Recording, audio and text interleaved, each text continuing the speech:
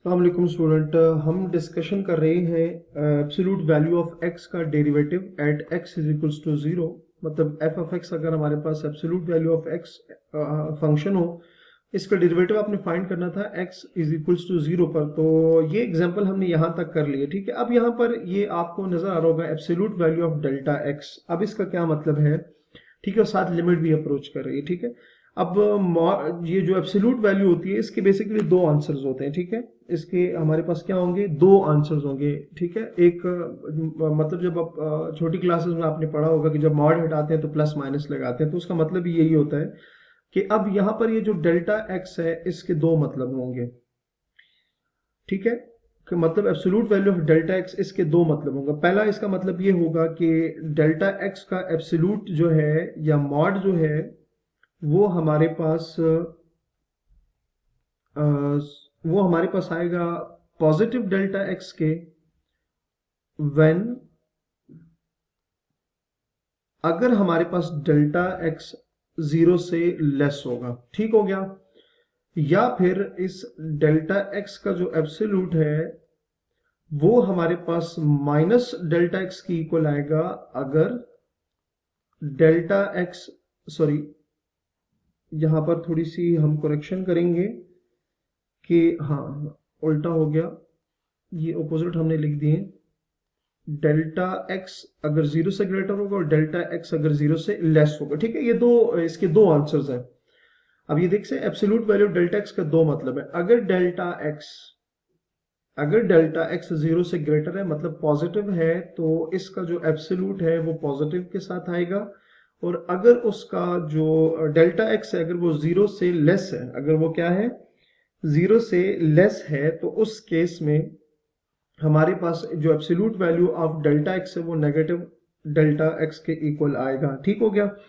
तो अब हमने करना ये है कि हम अब जीरो को अप्रोच करने का क्या मतलब है, डेल्टा एक्स जीरो को अप्रोच करने का मतलब ये है कि दोनों केसेस कि वो जीरो से लेस भी होगा, हो सकता है, और जीरो से ग्रेटर भी हो सकता है ना, ठीक है। अगर डेल्टा एक्स जीरो का अप्रोच करे तो उसका मतलब है दोनों तरफ से देखना है कि जीरो से लेफ्ट साइड पे भी देखना है और जीरो से राइट साइड पे भी देखना है। तो इस चीज को हम कंसिडर करते हैं लेफ्ट हैंड लिमिट और राइट हैंड लिमिट। इसको हम क्या कंसिडर करते हैं, लेफ्ट हैंड लिमिट और राइट हैंड लिमिट। तो इस लिमिट को हम लेफ्ट हैंड लिमिट और राइट हैंड लिमिट में कन्वर्ट करेंगे। तो सबसे पहले हमारे पास आ जाएगी जी लेफ्ट हैंड लिमिट, और उसके लिए हम कहेंगे कि limit delta x approaches to from the left side, और फंक्शन तो एज इट इज आएगा ये डेल्टा एक्स। अब जरा देखें इसका मतलब क्या है कि हम जो है जीरो के बहुत ही करीब करीब है, ठीक है। लेफ्ट साइड से अप्रोच करने का मतलब क्या है कि हम जीरो के बहुत ही करीब है। मतलब मैं कहता हूँ माइनस वन पॉइंट कह देते हैं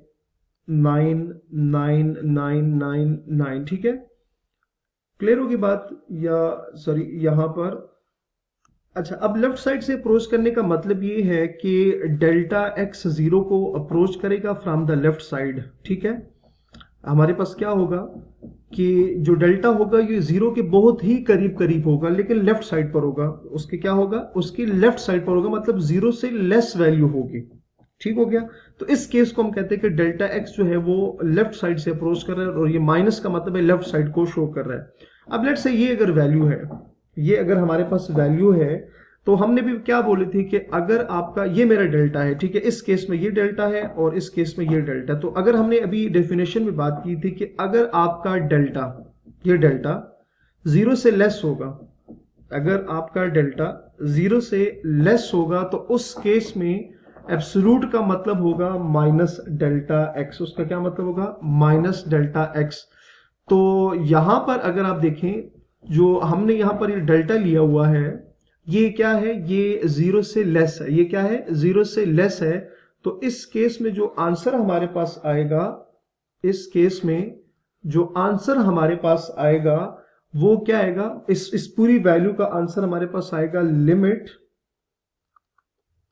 delta x approaches to from the left side. अब ये हम ऑलरेडी डिस्कस कर चुके हैं डेल्टा एक्स, अब वो किसके साथ आ जाएगा, ये डेल्टा एक्स जो है वो नेगेटिव डेल्टा एक्स की इक्वल आएगा। इसको कैंसिल करेंगे तो आंसर आएगा limit delta x approaches to from the left side. तो जो लेफ्ट हैंड लिमिट है डेल्टा एक्स फ्रॉम द, मतलब इसका जो आंसर आया है हमारे पास वो किसकी इक्वल आ जाएगा, 1 के इक्वल आ जाएगा। तो ये हमारे पास लेफ्ट हैंड लिमिट आ गई है। और अगर हम राइट साइड से अप्रोच करें, मतलब delta x approaches to 0 from the right side, तो उसका आंसर देखते हैं क्या आएगा, डेल्टा एक्स पे मॉड, और यहाँ पे देखते हैं आंसर इसका क्या आता है। अच्छा, राइट साइड से अप्रोच करने का मतलब ये है कि हमारा जो डेल्टा होगा वो 0 के बहुत ही करीब होगा फ्रॉम द राइट साइड। इसका मतलब ये होगा कि डेल्टा कुछ इस फॉर्म का होगा।